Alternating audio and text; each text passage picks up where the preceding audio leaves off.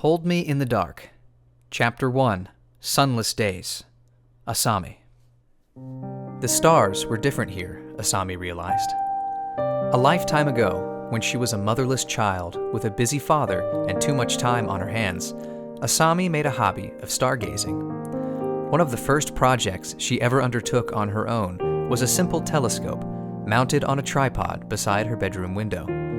On so many lonely nights, she would gather up a bowl of snacks and an old star chart, passing the sleepless hours searching for constellations in the night sky.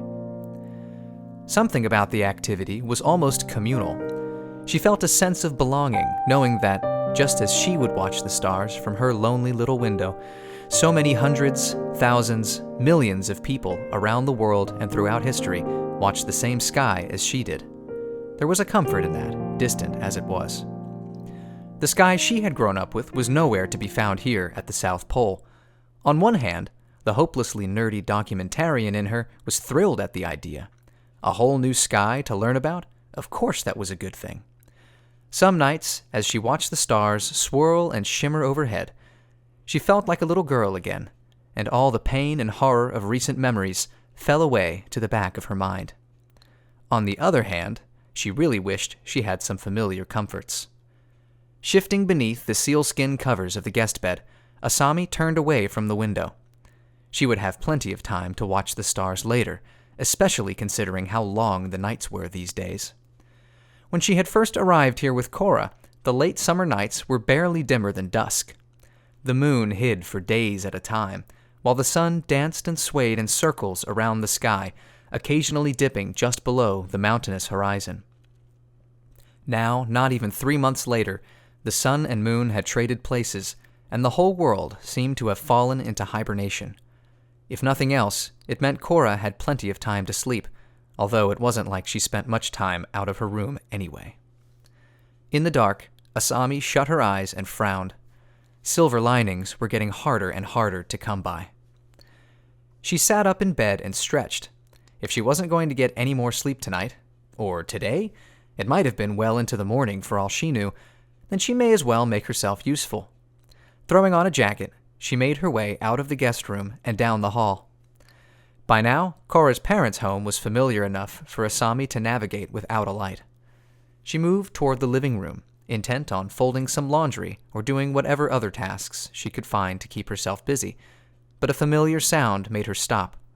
Soft whimpers echoed from Korra's bedroom, barely audible even in the silence.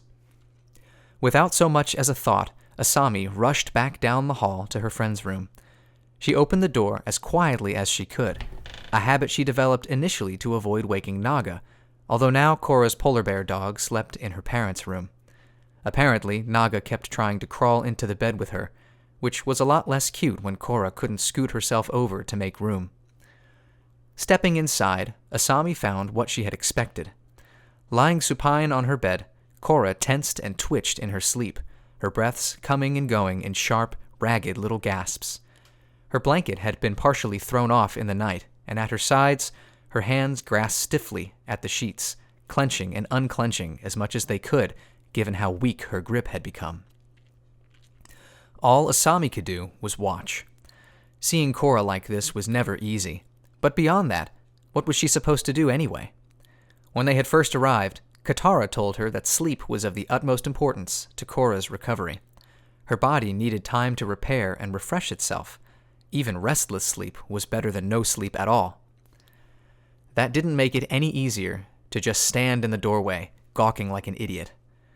Asami had never been good at doing nothing, a natural restlessness she had inherited from her father most likely, but this was more than just sitting by and letting Korra sleep. How was she supposed to watch someone she cared about squirm and suffer, knowing she could stop it? She could gently shake Korra awake, soothe her fears and hold her close, make sure she knew that she was safe here, wanted here, that she was needed here. If Asami had the ability to help, she had the responsibility to help. Is that really the reason? Heat and pressure stung behind Asami's eyes. This wasn't about her. She knew that. Of course she knew that. It was all about Korra, about whatever was best for her, whatever made her most comfortable moment to moment, whatever it took to make her smile again, whatever it took to make her happy. But I want to be happy too. Squeezing her eyes shut, Asami buried her stupid, selfish thoughts in the back of her mind. Before they could surface again, she crossed the room, pulled Korra's blanket back over her sleeping form, and turned away. As she passed through the door of the bedroom, some invisible thread tugged at her like a coil around her throat. Behind her, Korra's breathing had slowed and softened, if only a little. Either that, or Asami was just lying to herself, twisting her perceptions to feel like she had made at least some kind of positive difference. She looked back at her friend, fought with herself for a moment longer, then left the room. Korra deserves privacy, she told herself. There's nothing I can do to help her anyway. She made her way to the living room. May as well stick to the original plan, she thought. Last night she had left a pile of her own clothes on the couch that still needed folding, as well as a collection of bed sheets and a couple pairs of pajamas belonging to Korra. It didn't take her long to find a light, turn it on, and... You couldn't sleep either, huh? The voice behind her made her jump, though thankfully not into anything that could have made a loud noise. Asami turned and saw Korra's mother, Senna, standing at the foot of the stairs, wearing a long blue robe and a tired smile. After a moment, she laughed quietly. Tonrock went into town early, too. Seems everyone in this house has insomnia. Asami made herself smile back. At least she could do that correctly, though the skill had taken years of practice. I suppose so, yes. Senna glanced down the hall Asami had come from. Have you checked on Korra since you've been up? Just like that, any trace of polite levity was gone. Yes, I was just in there, Asami said. She's still asleep, but I doubt it's very restful. She looked really uncomfortable. I see. Senna sat in a chair beside Asami. When she didn't say anything more, Asami continued rather than let the silence linger. I put her covers back on for her. Maybe I should have woken her up instead. She sighed. I don't know. Katara said sleep was important, but... You did the right thing, leaving her be, Senna assured her. Even if it doesn't feel like it right now. I hope so. Asami sat on the couch beside her pile of unfolded clothes. It's just hard for me to see her like that and not try to help, I guess. As she listened to her own words, a voice in her head offered swift reprimand. Keep your sentiments to yourself, it said, and it was right. That was an old lesson, one Asami should have remembered. Wait, no, I'm sorry, she blurted. I shouldn't be making this about me. You have enough to deal with. I shouldn't be adding my own feelings to that. Asami, please. Senna moved to sit beside her. When you're under my roof, you are allowed and expected to let me know how you're feeling. The response was so unexpected that Asami took a moment to parse the words, and a moment longer to act on them. How am I feeling? She asked herself. It was a simple question, yet one she had little practice answering. Finally, she came up with something. I wish I could tell if I was making a difference. It feels like no matter what I do, some little voice in my head insists I could be doing more. But I can't think of anything else to do, so there's no way to prove it wrong. Senna placed a hand on Asami's shoulder. I promise you being here is making a big difference. Korra needs you. Her tone stiffened suddenly, like water on the verge of freezing. There are difficult things she'll need to talk about eventually. Things she might have a hard time opening up to me or her father about. But you? She gave Asami a long look. With you, she might find it easier. What kinds of things? Asami asked. Senna's frown was sad, but her eyes were hard and distant. It's not my place to say, she said quietly. When she's ready to talk about it, she will. Asami stared at the floor. Doubt gnawed at her mind, just as it had for the past 3 months. But Korra's mother had faith in her. The least she could do was try to be worthy of that confidence. And what can I do until then? What you've been doing. What we've all been doing. Senna put an arm around her, and Asami felt the older woman tensing. Trying our best to look out for each other, and for her, even when it's hard. Even when it feels like it's all too much. Her voice wavered, and she let out a mirthless laugh. I swear, I keep thinking I've run out of tears, but every other day seems to prove me wrong. Tired as she was, Asami gratefully leaned into Senna's embrace. A distant memory flashed in her mind of a naive young girl with wavy black hair and bright green eyes, clinging tightly to her mother as if she knew she would lose her far too soon. Suddenly, Asami was tearing up too. "Keep it together, Sato." She rubbed at her eyes, then nodded against Senna's shoulder. "I remember when her father told me what happened, only hours after I'd landed in Republic City," Senna said. "I just fell apart right there, but the day after, I was just numb. I wanted to scream and cry and burn the whole world to the ground, but it was like my body just couldn't let those feelings out."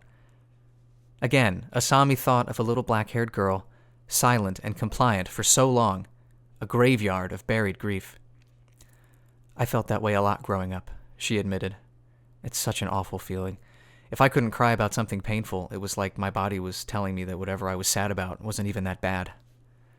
Senna hugged Asami a little tighter. "I guess it's a good thing we're a couple of crybabies tonight." Asami grinned. It even felt real. "Agreed." "I know this is hard for you," Senna said. Asami wanted to interject, but Senna held up a hand and continued. "That doesn't mean I think you can't handle it or that you should stop. You're a tough girl, Asami, and you don't have to prove that to me or to anyone." Just like that, certified tough girl Asami Sato was at a loss for words. She huddled beneath Senna's arm as her tears started to fall. "I'm not supposed to cry," she thought, crying. "Just don't be too hard on yourself," Senna told her. "I know how much you want to help my daughter. Having you here is good for her, even if you can't always see it yourself." She took a deep breath, her gaze growing distant again.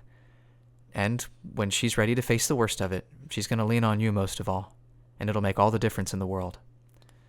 Asami hoped so. She really, really hoped so.